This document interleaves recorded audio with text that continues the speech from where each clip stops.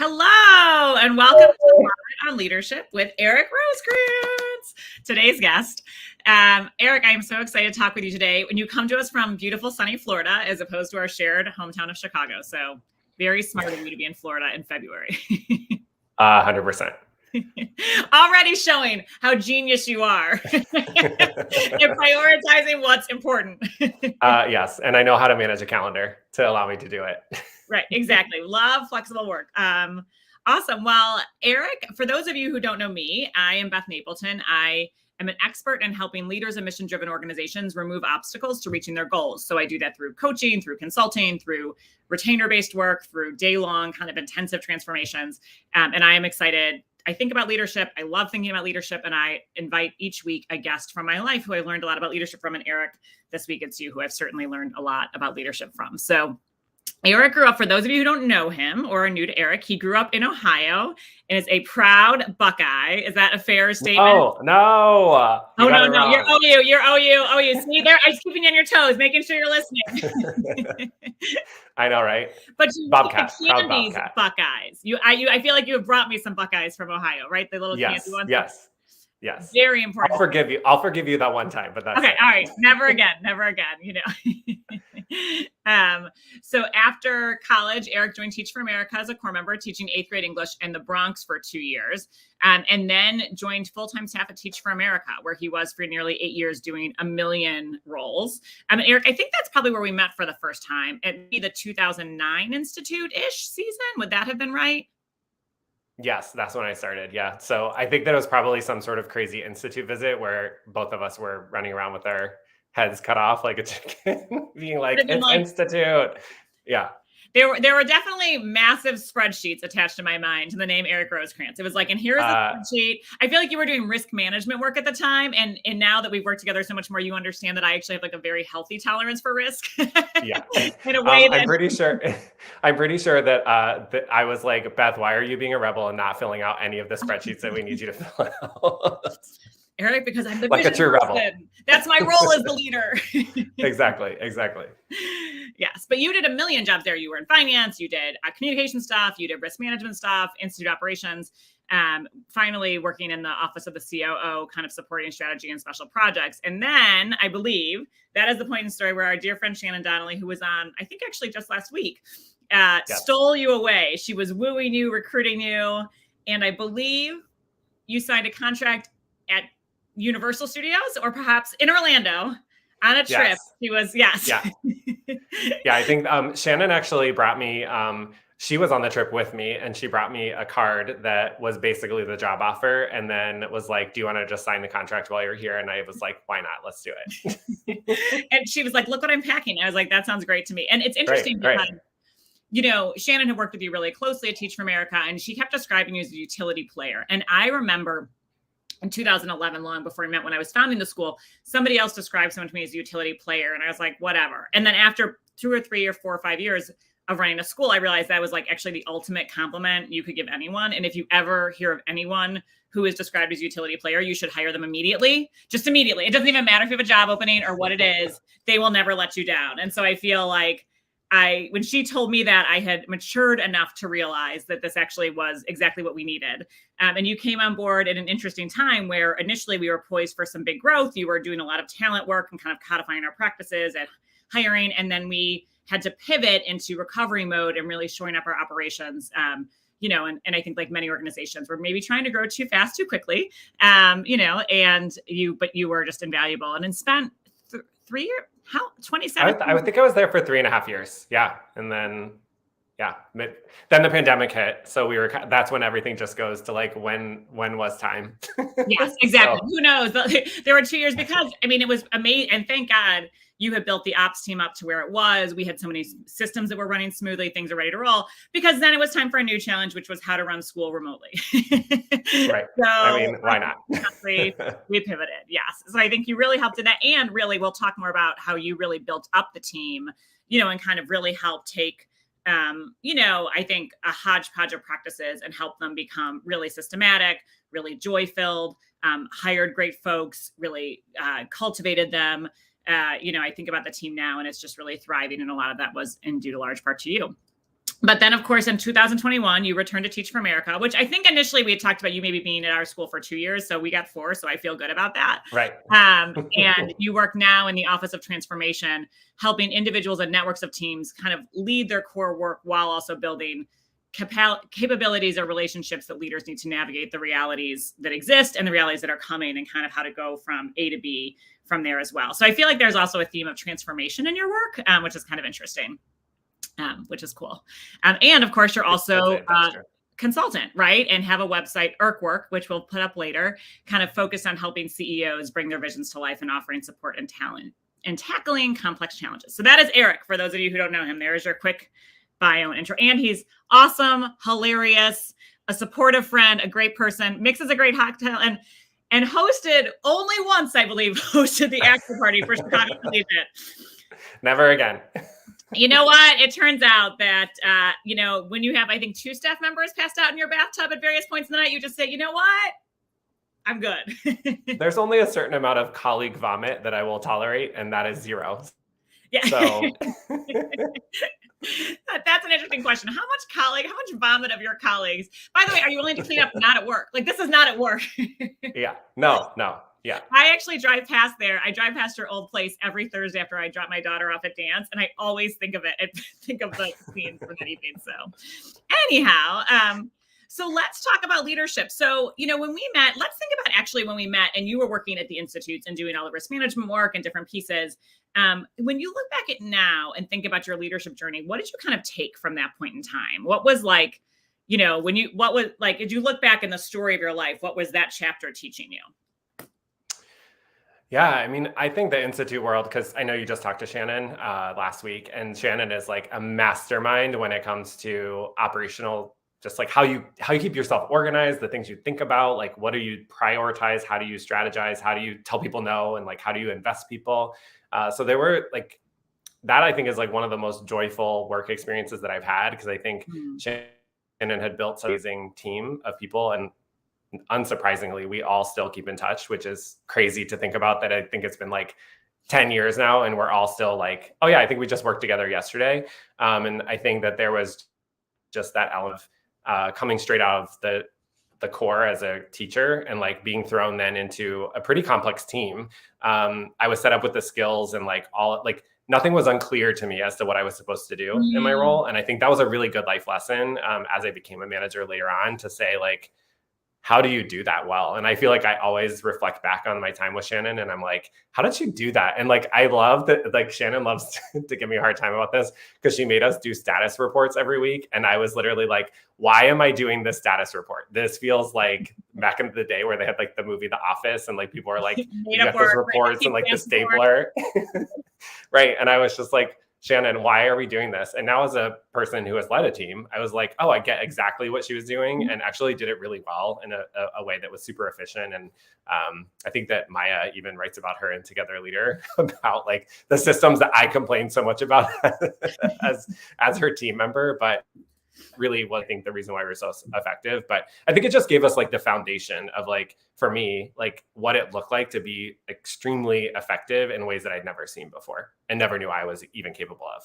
Well, and it's interesting too, because I think that really creates a template and an exemplar in your head. And institute, for those of you who have been there or not, it's such fast-paced work. And I think that mimics a school, a growing organization, right? Like transforming region in the time of a pandemic. And so how do you kind of take that exemplar and use that as a North Star to help guide you, even when the context changes from, a 6-week summer institute. It's funny. I in some ways went to start a school because I loved leading the institute and I loved my times in classrooms. And I was like, I want this all year. And then I was like, oh wait, there's like never a break. At institute, we have the fall, you just like plan and think and like vision and like refine. And like, you get like maybe 2 weeks in July when you're at school to do the planning. Plus that's also like your vacation and you need to sleep. But it is that like, but I think that template of like, how do you work efficiently and effectively? How do you do this in a way? And it was such a positive team. I mean, that's a great group of people. So lots of. Yeah.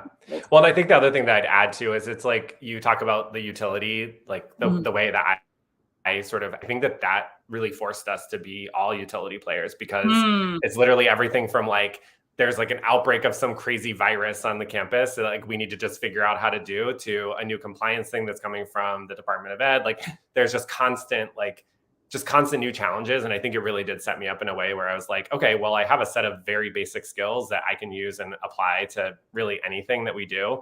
And has in turn, I think, just created that utility mindset, which, I'm very grateful that I got that experience to do along the way.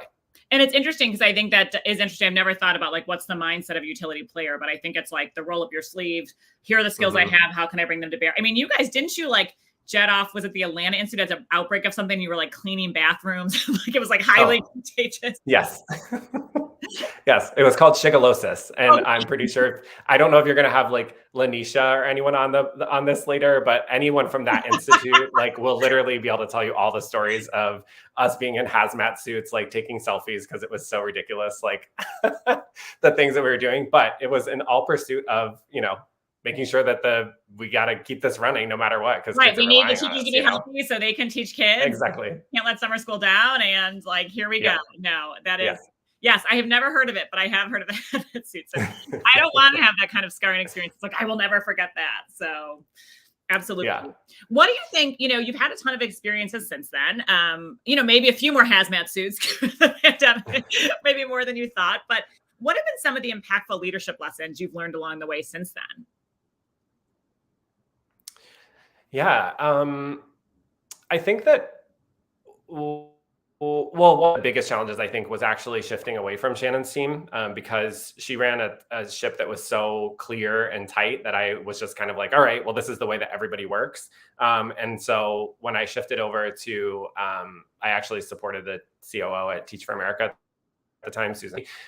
It was just such a different like orientation, and the speed was different, and the types of impact that we were able to have. Like in our team, we were able to just like, okay, we think this should be it. Like, so we just did it versus this was the first time where I was working through like multiple bureaucratic layers of C-level people. And that was a whole different experience. So I think that particular part of my journey, I'm really happy that I had it, because it kind of was a slap in the face of like, well, here's the complexity that can really exist, and like all of the barriers that you have to overcome, and how you, especially when you get into the C-suite, it's just such a different world to operate in, and how you like you're essentially managing people behind the scenes to help them be their best self, and like doing it in ways that's like political / like who do I know where I can pull this string when I need it, and right string to pull and all that. So that I think in and of itself was a really great learning experience. And then I think one of the things that I was really looking for that I wasn't able to get at Teach for America was like creating my full team and wanting to be a team leader,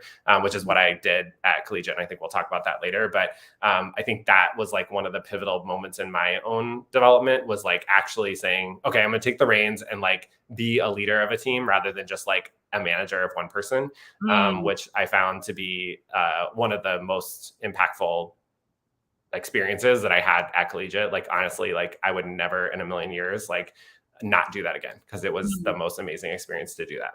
Totally. Also, not to throw back, but I will say Chrissy Heine chimed in with a comment, and this is how you spell shigellosis. Oh my gosh, Chrissy. It's SHIGALOSIS, and this has indeed been seared in Chrissy's brain. It was me. So. Oh my gosh. Those days are, I would if someone was like, will you turn down $1 million to go back and be around all of those people again? I think I would say yes, because I think that it was just such a fantastic like time to just spend in my 20s. Like I just was like, it was amazing. It was a really, really, really such like, great. I mean, great colleagues make a huge difference. And I think that, I mean, we've talked about, okay, and Chrissy just chimed in, she cannot confirm that's Billy. So please, please, if you're in WebMD and there's something close that it looks like you need a hazmat suit, that's it. Yes. This is hilarious.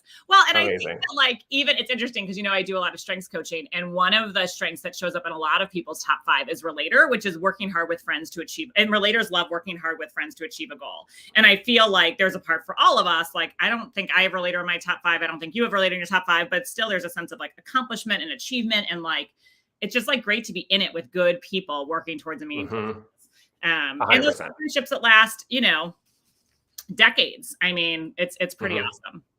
Well, and you know that one of my strengths is wooing. And that is where I think that when it comes to people that I work with, I'm like, if I can't woo you, I can't work with you. like that has to be like a primary thing is that, I mean, clearly I'm joking, but I mean, I think that that was one of the things. It's like, yeah, they were just, I don't know, the people that we worked with were just fantastic. So I 100% agree. But also, woo is really about, it's an influencing strength that also is about kind of like converting strangers to friends. So one of the things we always did once we figured out you were a woo strength was like any job fair, any recruitment event, anything that involved like meeting people, I was like, we should send Eric. Obviously, the only person that I could not woo. Do you want to take a guess as to who that was I was working at Collegiate? I'm picturing a challenging parent. No. Imagine the person who crawled under the stage. Do you remember that person? Oh gosh, who crawled under the stage? No, who was it?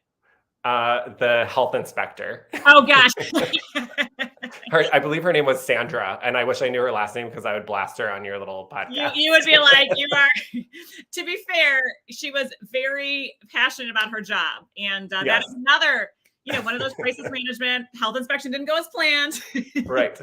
I'm like, I can't help that I don't know how hot water works in this 1927 building, but I'm trying to woo you.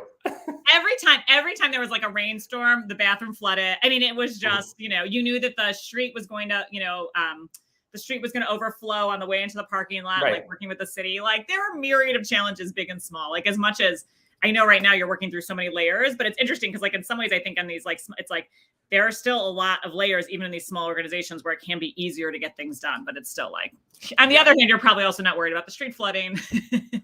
Right. So, everything's a trade-off. So what about like, is there something that used to work for you in leadership that doesn't quite work anymore as you've grown and in your journey? It like was a tool used in your toolbox and it's like gotten dusty, or like you tried to pull it out, but it just doesn't work in the new context?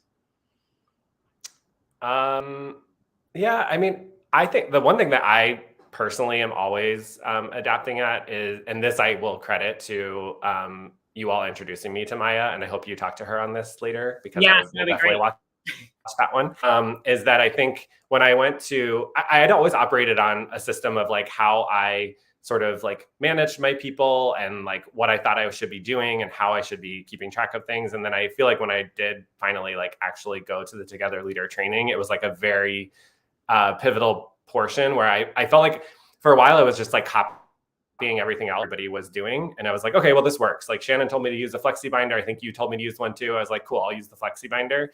But I wasn't like doing it in a way that I was like, well, why am I doing this? And like, what am I actually trying to accomplish? And so I really think like going through that particular training and really reassessing like the why behind, how I'm doing certain things and like being okay with adapting to different, types of work that I'm doing. Like even now it's like, I'm sure you've experienced this when you're trying to launch like your own consultation and things like that. There's like a million things that you're like, wait, now where does this fit? Like, where do I have to put it in the thing that I'm used to everything fitting into?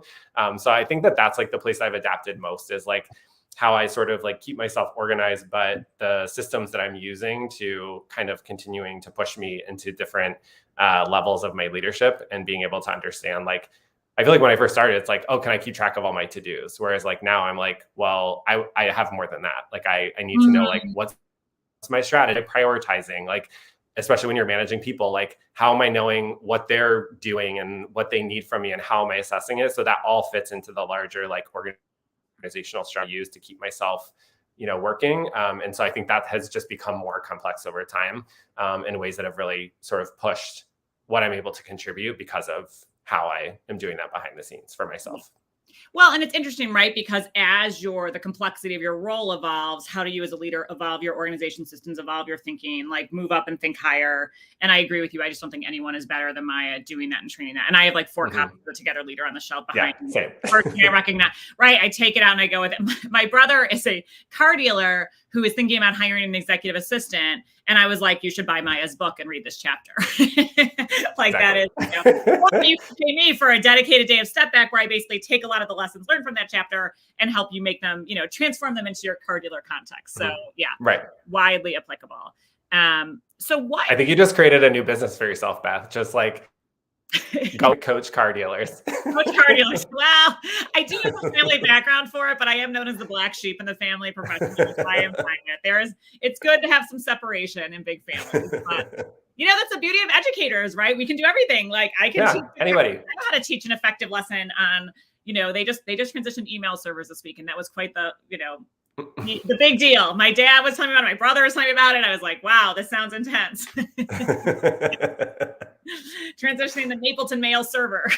Yeah, you're like, cool. It's like, you know what Outlook can do? It can like send emails into folders. I was like, I do know. Like, oh. Amazing. Yeah, you don't want to say that you know too much about tech though, because otherwise you become the on-call tech support for my parents. So like, you got to be careful because it's like, or my grandma who is probably watching this. Her grandma is fantastic though, and also I feel like grandparents are like clearly in the realm of like, yes, she's like in her 80s, right? I mean, oh yeah. Well, she's 29. She's 29. She's 29, not 80. 29. Okay, got it. Looking good. She's got those pants jeans. Right. Exactly. So tell me, what is an unexpected place you've learned about leadership? It could be like a place, it could be a person, but like someplace you weren't really expecting to learn about leadership and you did.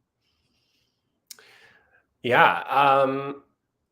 Well, one thing that I found really interesting. So that I have a pretty weird obsession with theme parks in general. And so as a kid, like even coming into my Teach for America for the first time, like I was obsessed with like the operations at Walt Disney World. And so I read like a whole book on it. I found it really fascinating. And I think what was really interesting is that it was something that I feel like I really, as a kid, like valued. It was the first time that I uncovered where I was like, wow, but there's no, like, I just kept reading and I was like, there's something missing here. And when I was reading how they went about their strategy, like it was so it was so void of anything related to DEI and inclusion that I was like, wow, this is like perpetuating a very like white centric model of operations. And in a way that I was like, oh, wow, this is like I kind of want to read it again, like as a case study to be like, oh, as like my almost 40-year-old self and the things that I feel like I've learned over time, it's even small things of like what your hair color can be. Like, are you able to paint your nails? Like, how long can your nails be? Like and that was like a thing that they would like pride themselves in. So I think like that doesn't necessarily answer your question, but I think it was like a learning for me where I was like, oh, I value like how amazing the operations are for something that seems so complicated, awesome, right? And like people pay into their classes to be like, oh, it's the Disney Institute. Like I want to, learn how the Disney way. And you're kind of like, yeah, but it's like, we need to like double check like before sort of engaging and like, this seems great. Like, is it actually great for everybody? And is it actually the model that works in ways that's not actually like sort of limiting or not allowing all voices to be heard? And I think that's one of the hardest parts and lessons within operations is that ops folks were so like, we like things a certain way. Like we're very like particular and we want to sort of ensure that the systems that we create are done in the way that we need to have them done. Not realizing that we also have to look at it from lots of different perspectives and layers to be like, how are our own systems perpetuating or not perpetuating, quote unquote normal, so. Kind of a roundabout answer to that. But I think that was like an interesting learning where I was like, something that I thought was like really valuable and like a model was actually not, so. Right. Well, and it's interesting because initially I thought, because I know the book, I read the book, right? Like you recommended it at one point, and one of the hazards of being on my operations team was that I would be out in the world and like see a picture of something cool and be like, we should do this. And I feel like it places like, Disney World or like an effective return procedure at a store, or like when those bathroom things came out with like the, like the green smiley and the red smiley, and you could do it to get customer feedback. I was like, we should put this at the front desk at the school. So I feel like people were like, okay, Beth, I'm an idea fairy, as Shannon would call me. Yes. To the description in Maya's book of the leader who comes in with lots of ideas, which I didn't realize about myself until Shannon pointed it out. But I think you're right. It's thinking, and Disney is such an interesting place. And maybe that's like, in some ways indicative of our time too. Like when you go to that main street, right? Or kind of look how things are, like whose version of America is this? Who is this festival? Who's included? Who feels good? What does it say that we put this forward as the happiest place on earth? And I mean, I think in some ways it mirrors like the bigger issues going on in our schools, like generally is like people are debating whether, we should teach slavery, which Yeah. Important part of our story. Right. Yeah. Means like maybe like taking a clear-eyed look at it and like reckoning with the legacy of slavery would help us move forward. But it's interesting. It would be really interesting to read kind of with your 2022 lens on that and see.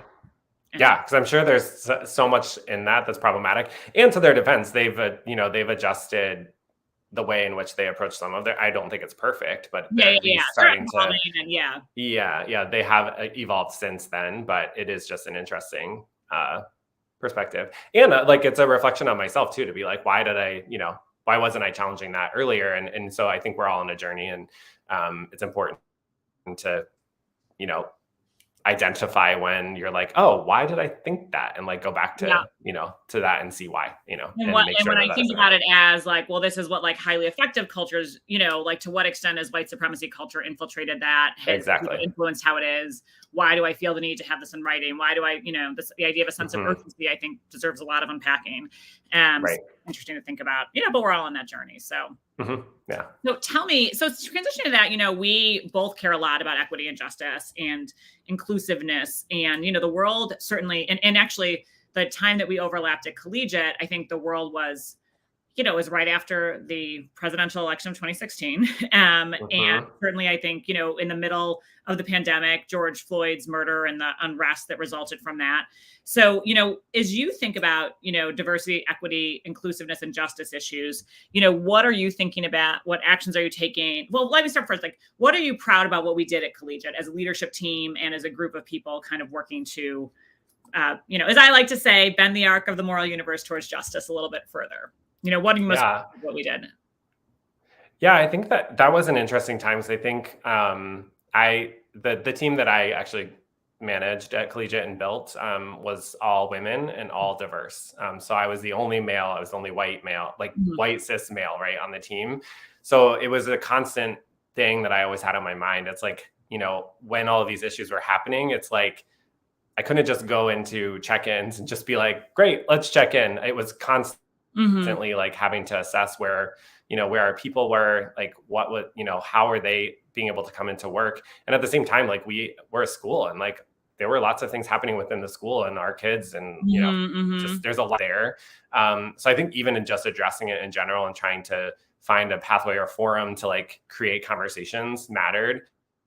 Interesting, because I think Collegiate was unique in that I think that there's often an assumption that, oh, well, you're a Black person, so this is how you are feeling right now. Is actually not the case, right? It's like we're all different people, and we all the diversity of experiences among a shared identity is very real, right? Whether it's gender, race, sexuality, right? Like there's not one way. Exactly. And I think one of the folks who was on my team in particular just downright refused to join the training that we had. And so I noticed that she wasn't there, and I actually had a conversation with her about it. And she immediately was challenging me to say like, well, why did you even notice I wasn't there? Which I was like, that's like a good question, to ask and reflect on. Like, am I doing, again, like what you talked about earlier, like the white supremacist culture where it's like, let me check to make sure every single person is on my team. Like, where are they? Like, yeah. And so that was a good reflection, and actually created a really, I think, a pivotal moment in our relationship. We already had an amazing relationship. Like we worked really well together and whatnot, but it really challenged, I think, both of us, because I was like, okay, well, I want to hear, your perspective. And like, I don't understand why, like, I want to know, like, why is it that you don't want to join this, or why do you not feel like you want to? And through that discovery was that I think there was a defeatism, and like that her voice didn't even matter in this. And I was like, people are relying on you because your voice is so profound within the leadership of the school. And like she was, it was almost like, I think it revealed, like through conversation, that she was almost like speaking her true self or truth would actually not be welcomed. And I was like, yeah, we need to unpack that too. Like, because because what are we not doing right where you feel like this might exactly. And it was just such a, even for me as a person, like I said, as a white cis male, like leading a group of diverse women, trying to like ensure I'm doing them all the time, but we don't. And so through that conversation, like I was like, I think you just need to go off mute and just say, I have something to say, and just go say it. And so she did. And I think it completely revolutionized and sort of switched sort of something that felt more passive probably to a lot of people. And she herself was feeling that way, in helping to have her bring her voice to the conversation. Actually, I think like led to a much stronger, like even acceptance of the training itself. Cause I think there's always hesitancy around bringing in external people to have conversations with people in your community or in your, workplace. And I think just like helped sell a lot of people to say like, yeah, this is important. And like, here's how we do this together, rather than just sit there and like sit through a training just because you're told to. Engage, right? The same way we want to see kids like active in classrooms and discussing and, debating and unpacking. I think it's the same as well, in that way. Yeah. So I think that's one other thing, like to your bigger question of like, what am I doing now, is like, America clearly is going through a whole set of things related to diversity and equity work, specifically trying to realign like on a path forward. And so there's lots of work that is happening right there. I'm on some committee work as part of our transformation process to help there. But what I found, and this was actually a really interesting reflection of mine, is that I also serve on a board for Lakeside Pride, which is a gay and lesbian organization, music ensemble organization in Chicago. And we have a whole group of people who do diversity and equity work, like targeted specifically in the music community, and saying, well, how are we seeing elements of racism and equity like playing out here? And for some reason I was like, okay, well, that's great. I just don't really have time to do that. Like I'm busy in so many other places that are actually like prioritize doing that. And I was like, well, why am I not? And so I was like, well, I'm already doing the equity work over here. And I was like, oh, that's a very privileged way of looking at equity and, right. The ability diversity work. And deprioritize it is a huge. Exactly. So it's one of the pushes that I've now done myself, is that I'm joining. They have discussion groups and book clubs and things that they do to bring our particular community together, and sort of allowing us to focus, like I said, more in a way of like, how are musicians experiencing this? Which is really fascinating, because the world of music in and of itself is, certain people, like look at it, like we wanted to build a music program, and it's like, just to do that is like such an overwhelming experience. Whereas you go to a school that has all the affluence in the world, you're given a violin from day one, so it's just the access of like kids and music in general is something that's just inherently unequal. So I don't know, fascinating new lens to kind of look at the diversity and equity work. So that's kind of where I am, I'd say, like on my journey. I think it's so interesting too, because I think that towards the end of my time at collegiate, probably right around the time you left, I started getting pretty involved in my kids' school in this issue. And it really gratifying in some ways, because I think it is, right? These issues are everywhere. Like they're at the grocery store, they're at the gym, they're at work. And I think sometimes for those of us who work in spaces where we're thinking about a lot professionally, it can, I also think a lot about like talent work professionally. And I like, don't bring that to the grocery store. My kids, I do bring some to my kids' school, but that I'm also perhaps not the most beloved parent on the block.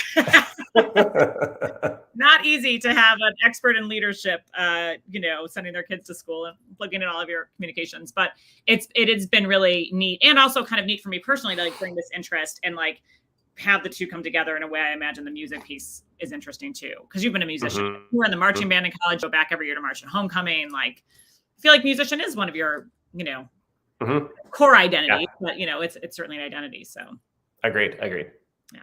Well, let's get into our area of focus here. So kind of clarity, teams, and culture. So, we talked, in our preparation call for this, we talked a lot about just like how important clarity is and how you use this as a North Star, and like, what, like when you think about leaders and clarity and like what they need to know, like, what are you thinking about here? Like what lessons have you learned? What's come up the hard way?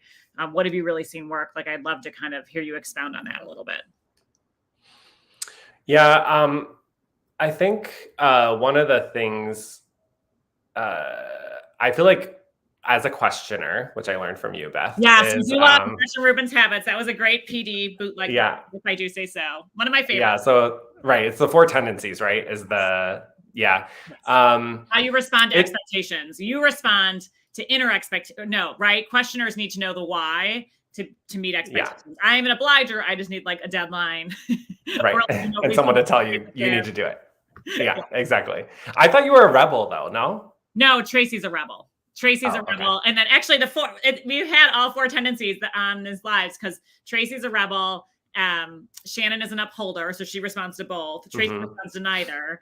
And I respond to external. But I have gotten the compliment before, actually, from one of the folks I coached in our leadership development program. They were like, oh, I thought you were an upholder. You just like are so good with your expectations. I'm like, I am an obliger who has learned how to manipulate myself so that I can break through. So anyway, sorry. So as a questioner, you always need to know the why. You always, and which is actually really, I remember doing that and being like, Eric always has a million questions. This is like so helpful because it helps him understand why we're doing something, which then helps him move forward like all systems go in a way that I think without that language, maybe it would have been like, well, why are you doubting me? Or how come you need to know this? Or like, we're trying to move on with the next agenda item. But it came from a place of love and good intent. Yeah.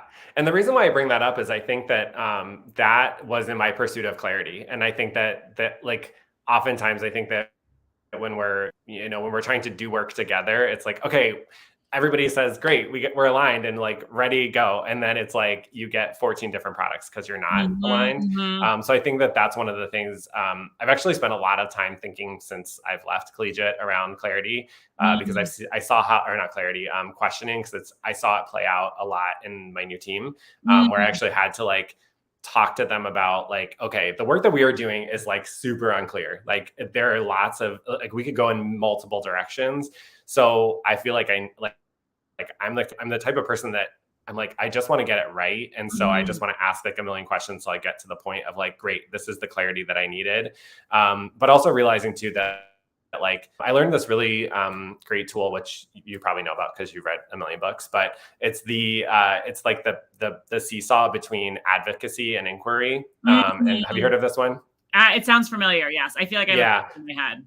Yeah. So I think I was balancing more. So you can get into the habit of like when you are, when you're asking questions, you can be using inquiry as a disguise. Like you can be using questions as a disguise for advocacy. So you might appear like you're inquiring, but you actually do have a position. Yeah. And that when you are asking questions, instead of just saying like, "Hey, I actually have a statement here. I have an opinion or a thought."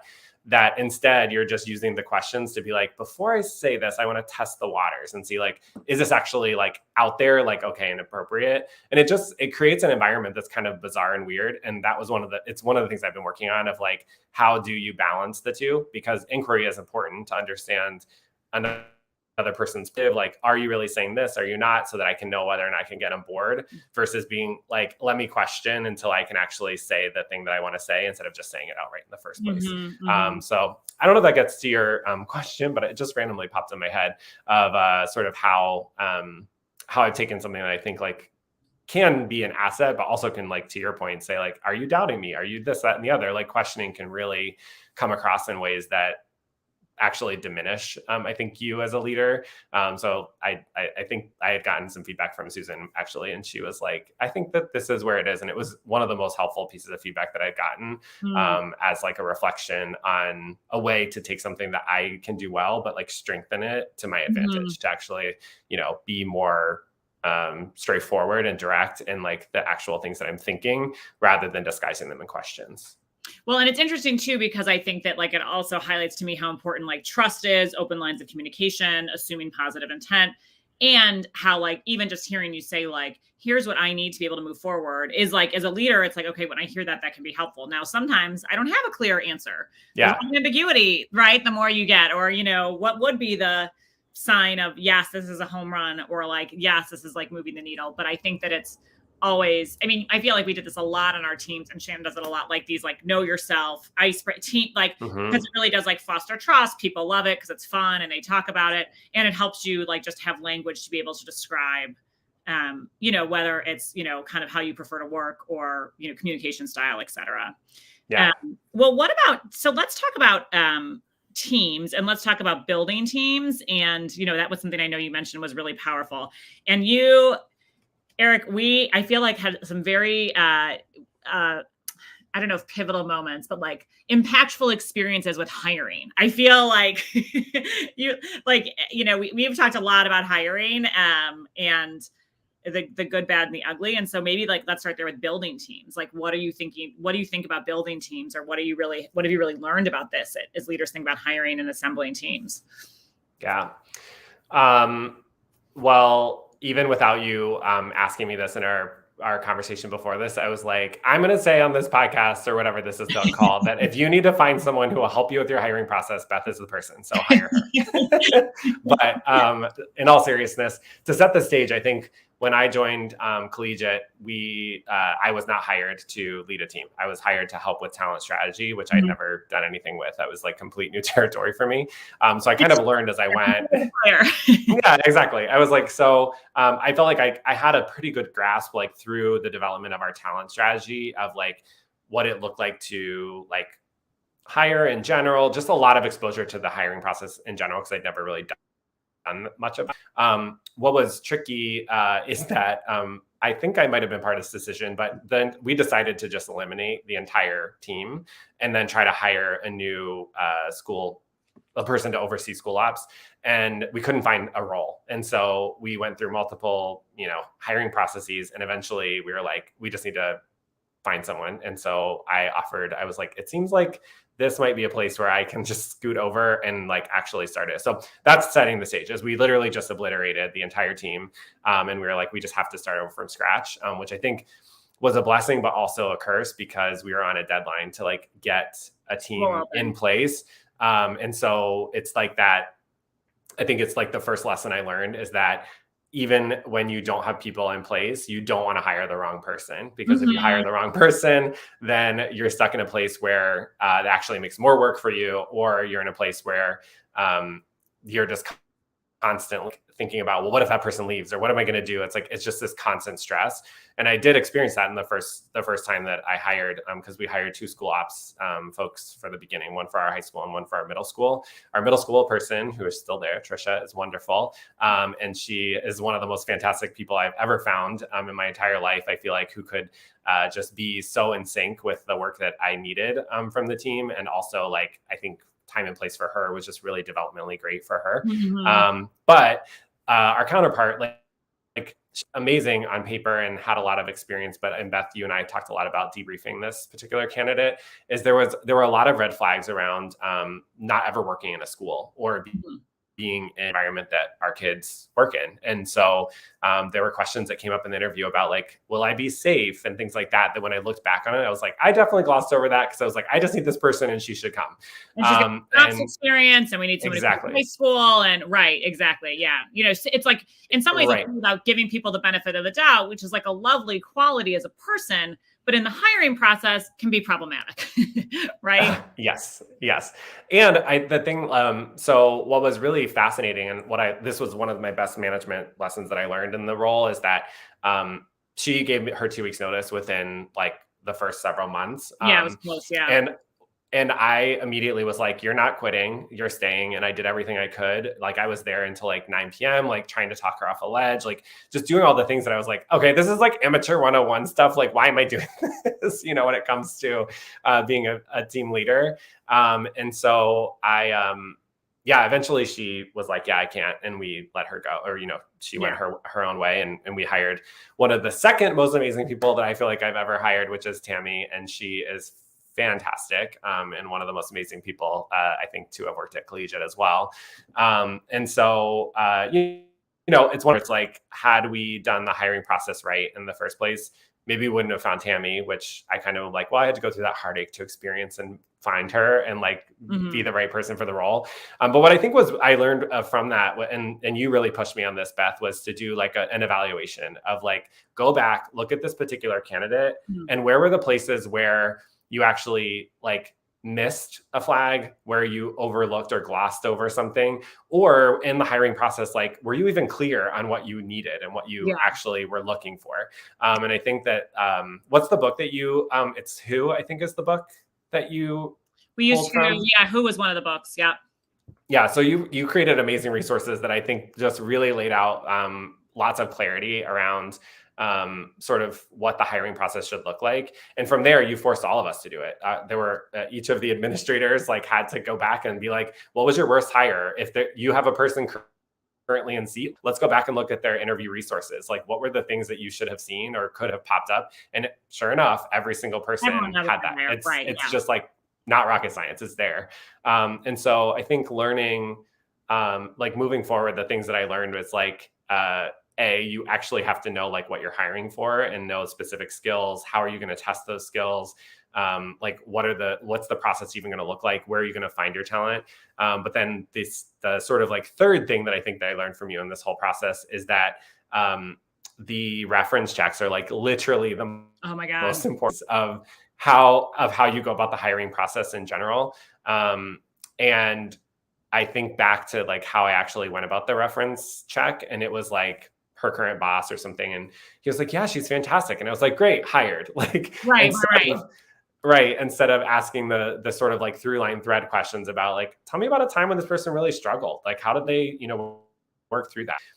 Hey, this role is going to be really tough because it's in a community that looks like this. Like, how do you like this? It's going to be high stress because there's a ton of like teachers asking, like putting them into the environment and then saying like, where do you think that they might struggle? Like, and actually helping to get answers like that versus like the answer that I wanted, which was like, she's great, hire her. Right. You wanted to hear it, right? It was a confirmation bias. And it's interesting because, I mean, reference checks are, I feel like people so often gloss over them because we also talked about, I think, and I don't know, some people did, some people didn't, like moving them up in the process, right? Mm-hmm. Like not have it be the last thing is like, because like who has ever done a reference check and they're like, they're a serial killer, don't hire them. Right, like, exactly, yeah.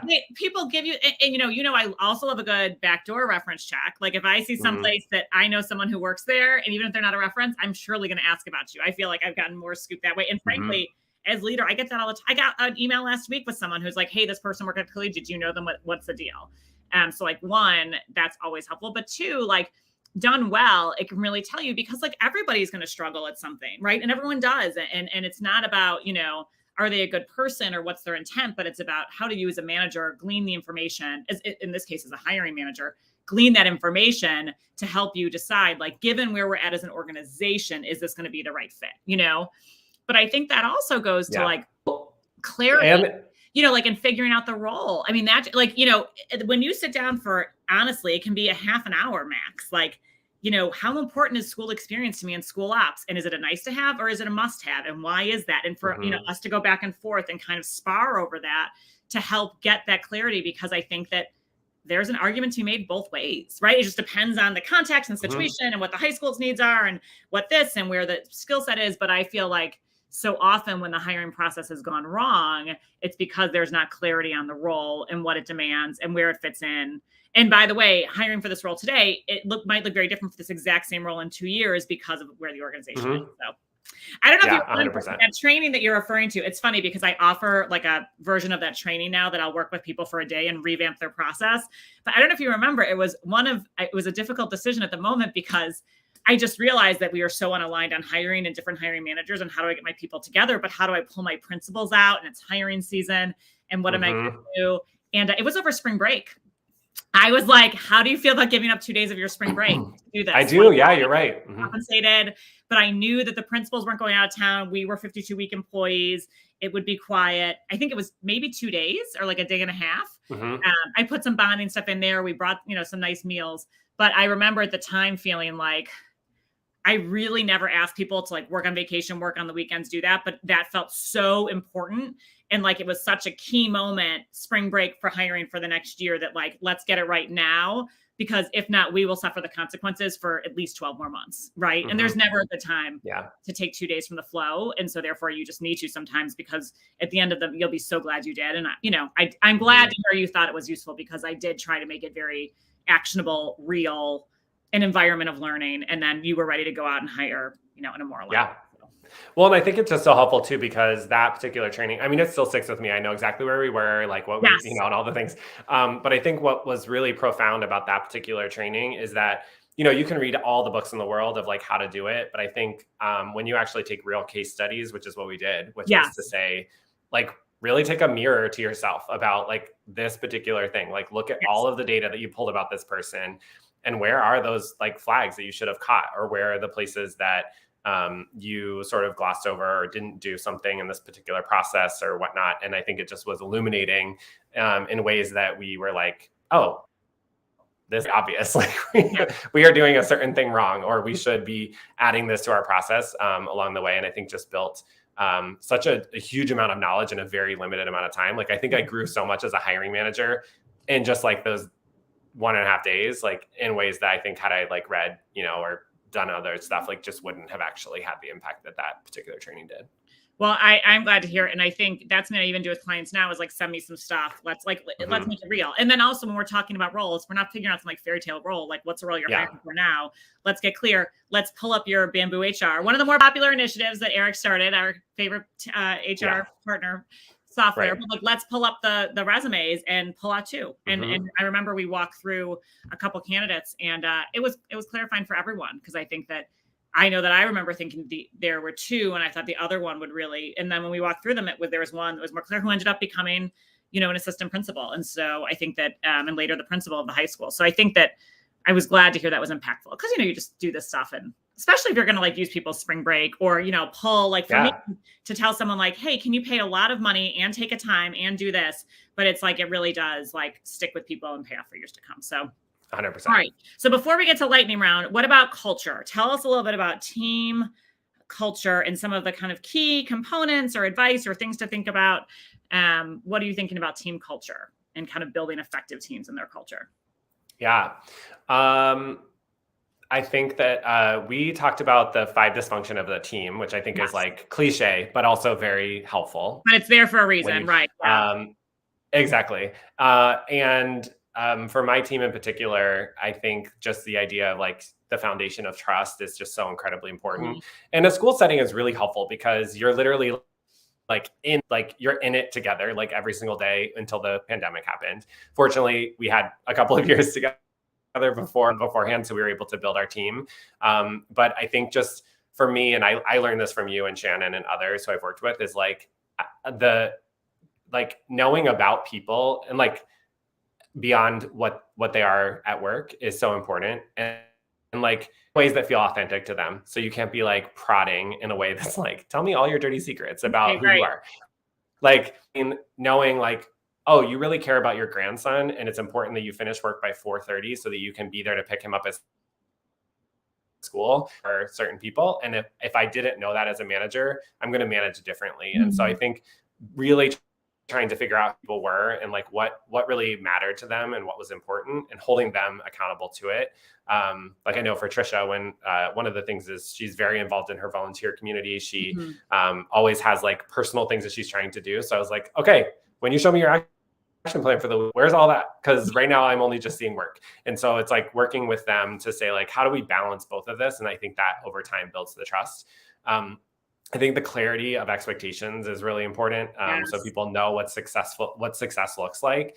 And when they do achieve success, like really celebrating that in a way that isn't just like, rah, rah, you did it, but like really helping, I think, celebrate them in the way that makes sense for them, because everybody celebrates differently, right? We'll love public exposure, and saying like, is that an offensive term, public exposure? I don't know. You know what I mean? Public praise. Yeah. Okay. I was like, is that when like someone just like away from public exposure? Yeah, I think public exposure is like when you flash someone and that's not what I meant. That's never the right way to celebrate a big win. That is not the way to celebrate. But that just knowing like how to celebrate your people and what's authentic to them, I think matters. And then one of the things that was really helpful, and this was another push from you, Beth, is that through our leadership pathways work, which was like a group of people that you pull together across the school both schools to say like, how do we build each other up as leaders? You introduced me to the Radical Candor book, which is amazing, and there's lots of things in there that are great. That I think that was such a helpful framework for us to have together as a team to talk about, because I didn't give them the full book. Ooh, do we have a visitor?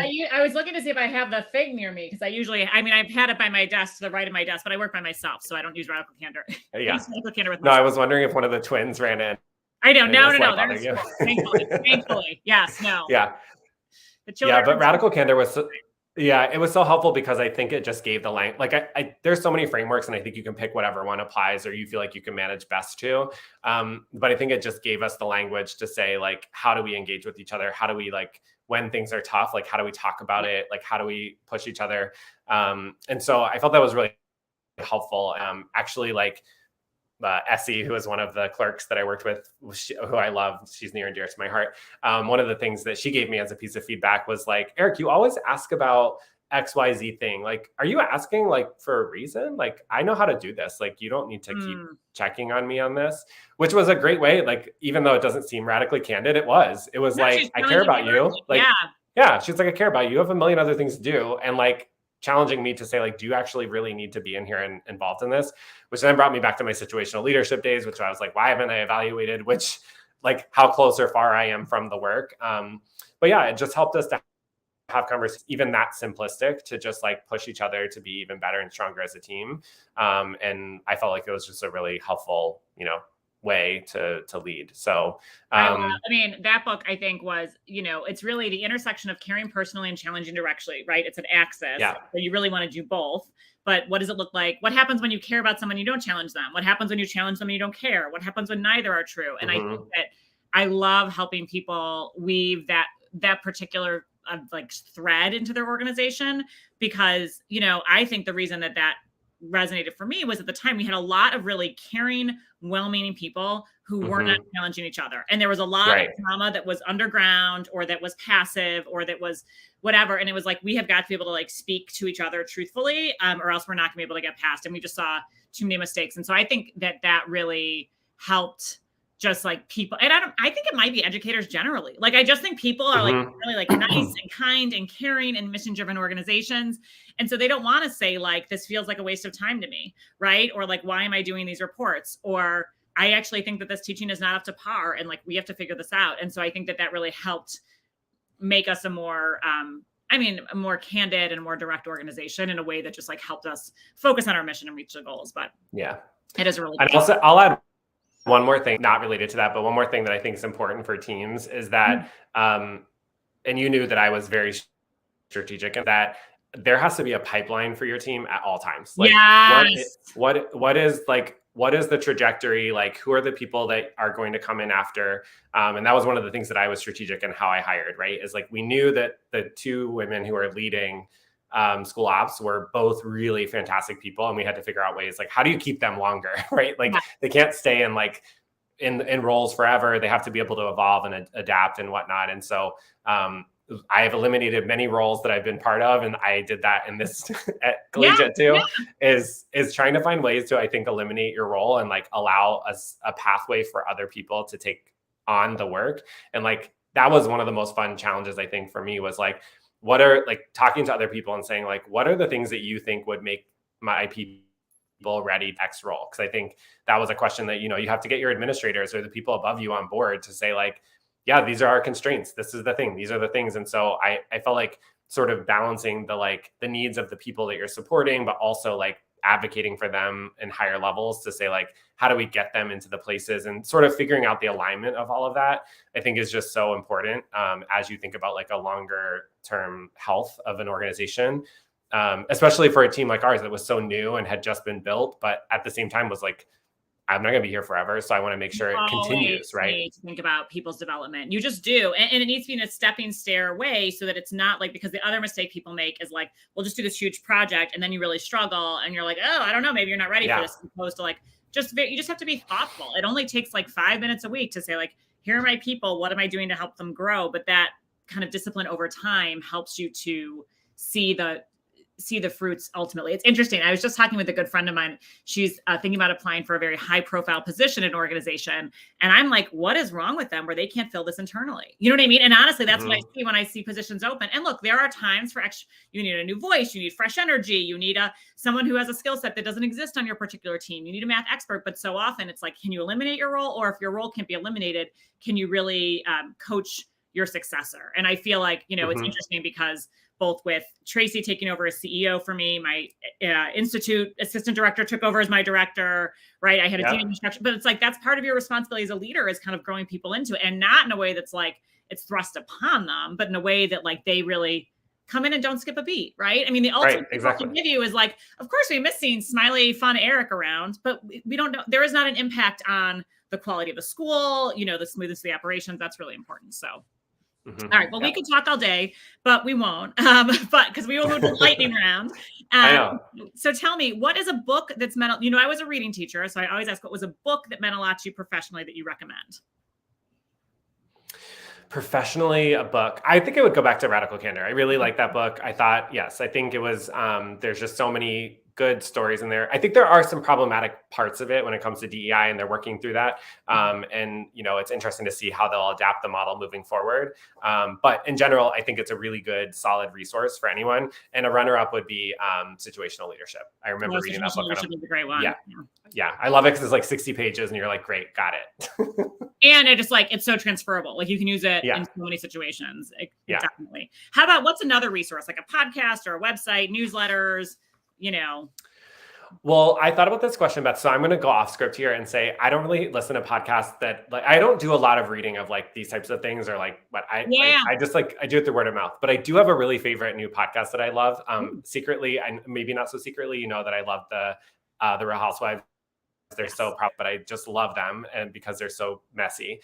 There's a new podcast out called The Bravo Docket, which is two women lawyers who basically go through all the court records from all of the ladies, and they tell you the story of like what's going on, like through like legal documents. It is the most fascinating. It's the most fascinating podcast. Legal education while at the same time staying on the Housewives. I love it. Exactly. Like they tell you, they like tell you all the legal language, what it means and why they're doing certain things. And I was like, this is fascinating. And like, super interesting.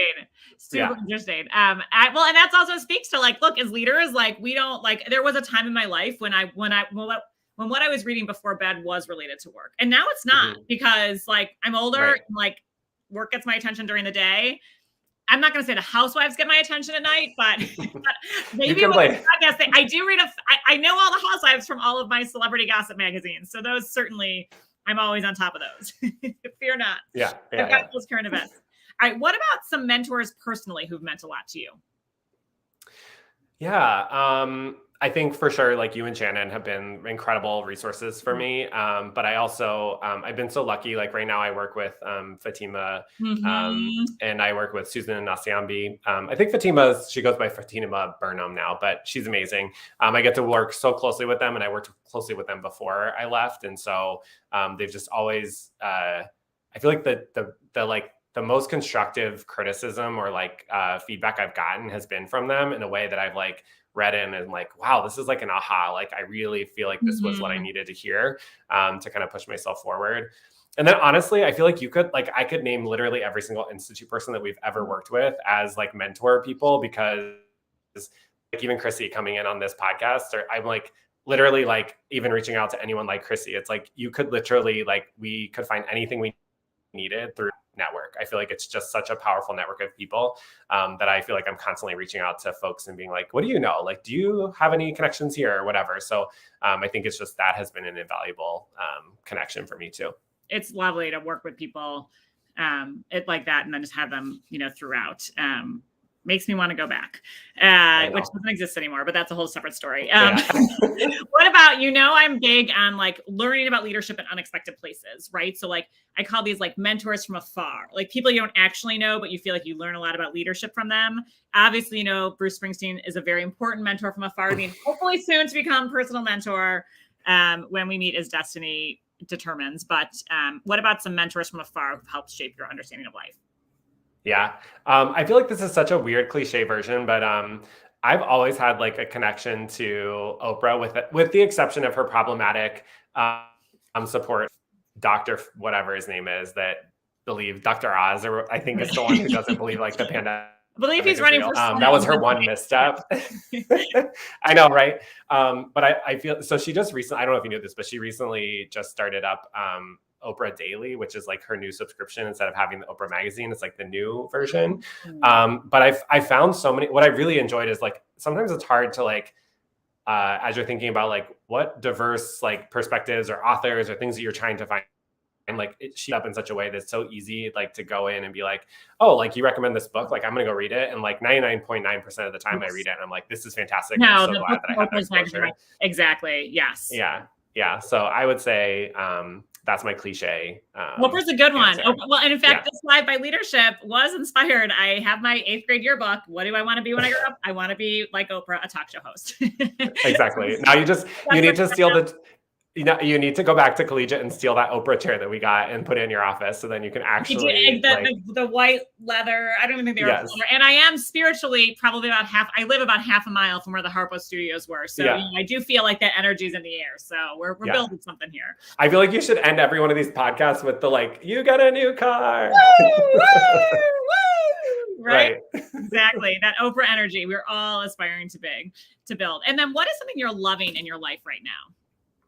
Could be anything. Oh, good question. Well, I'm loving that I'm currently located in Florida, not Chicago. But I was actually talking to Shannon about this morning. I was texting her, and I feel like for the first time, this last year has been a real journey away from what is the traditional way we believe work is. Mm-hmm. And I think a lot of us in the pandemic have been let me reassess what it means to work. And so I think I've always thought about work as okay, I get from this one job and that's the thing I wake up and do 8 hours a day. And then that's it. And so when I've started to be able to do work with I've just started EricWork.com, and when I'm working with different clients, and then also I'm working alongside of Susan and Fatima on projects that they're trying to launch. It has just opened up an entire world where I was the way in which I think about what a job is versus when you're doing fulfilling work that actually is oh, people want to pay for my expertise, and I'm actually really doing this stuff. Not that I'm unhappy in my job, but it's your job is so predictable and it is what it is, kind of thing. It's the first time that I've really gotten energy around rethinking the way we approach work and how we see ourselves. And that wasn't always the case, because I don't know if you felt this when you launched your work, but I feel like imposter syndrome is so real. And it has just it's taken a while to finally get over the fact that people do want to hear from me or do the types of work that I like to do and could see value in that. It just takes a little bit to get over that hump, and that ever since I've gotten over that, I'm this is just such a fun place to be in, and a fun place to explore and see what's out there.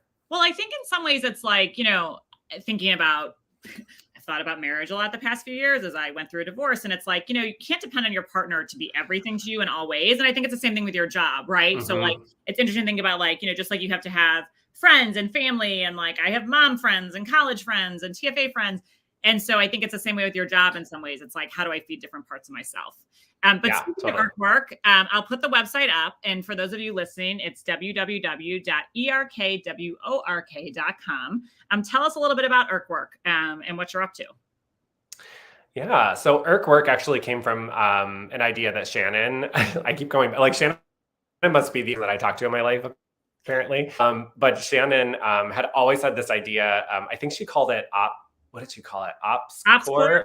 OpsCore, I think was OpsCore. So yeah, so I found a different name for it and basically tried to launch it. So, but essentially, so ERK is a play on words. It's what my friends used to, my really close friends, just they'll call me ERK because it's kind of a combination of the I and the C together.